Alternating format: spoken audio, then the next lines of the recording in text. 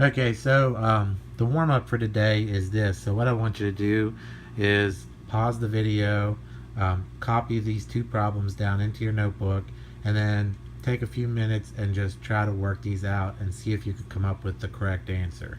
And I'll be back in just a second after you pause the video, and I'll show you how to solve these problems. So pause the video right now, try to solve them, and see what you come up with. Okay, so I'm back. Let's look at the first example. We've got 13 is equal to 5 minus 13 plus 3a. Remember, when we're solving equations, we have that little list of things that we go down through. First, we look for fractions or exponents to simplify. Notice, in this case, there are no fractions or exponents there. The second thing is to get rid of any parentheses. In this particular problem, there are no parentheses, so we can skip that. Third step is to combine like terms. Now, in this case, that means combine like terms on either side of the equation. So if we look over on this side of the equals, all there is a 13. There's nothing to combine here. But if we look here on this side of the equal sign, we do have a couple of like terms. The like terms are right here, 5 and 13. So that's the first thing we want to do before we do anything else with this equation. Everything else about the equation is going to drop down into our new equation. So 13 will come down. Now we'll do 5 minus 13, which is equal to negative 8. And then we'll add 3a to it, so plus 3a. So that's our first step, and now we're back to a two-step equation. Goal is to get a by itself. So in this case, I've got a minus 8. If I want to move it across the equals, I've got to add 8.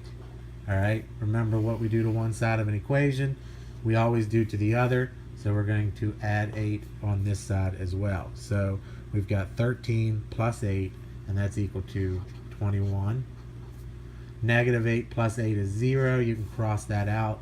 And then we've got 3a on this side. And now we're down to one last step. Last step is to get rid of this 3 so we can get a by itself. So this is 3 times a. So to undo a times, we just divide. And we'll divide both sides by 3. And in this case, we'll get 21 divided by 3 is 7. So in this case, our answer is a is equal to 7. Remember, as always, we can take our answer, plug it back up here in the original where we've seen a, and see if it works. So 5 minus 13 is negative 8. So negative 8 is going to stay there. And then we've got 3 times 7 is 21. So negative 8 plus 21 is equal to 13. So we know we're correct. In the second problem, we go down through our list. There's no fractions or exponents to deal with. The second one is to distribute, get rid of parentheses. We do have a parentheses here. Remember in class we talked about getting rid of parentheses by distributing this 5 over both terms. And that is a multiplication. So 5 times a is 5a. 5 times a negative 1 is negative 5. And then the 35 just comes along for the ride. So that's your first step. Now we're back to a two-step equation. We've got a, we're multiplying it by 5, and then we're subtracting 5.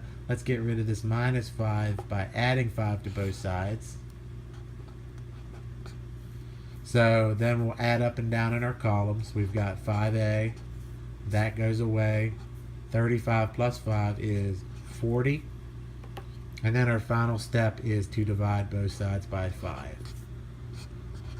So in this case, we've got a is equal to 40 divided by 5 is 8. And again, if we want to check that, we'll plug it into our original equation. 8 minus 1 is 7. Times 5 is 35, so we know that we're correct.